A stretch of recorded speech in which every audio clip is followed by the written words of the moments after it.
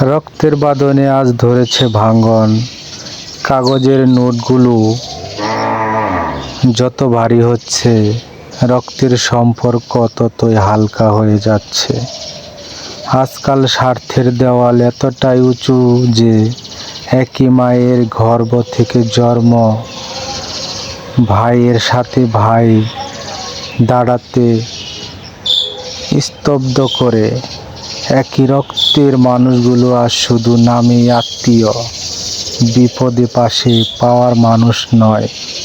সমাজ বদলেছে, মানুষ বদলেছে, আর সেই সাথে রক্তের সম্পর্কটাও কেমন যেন ফ্যাকাশে হয়ে গেছে।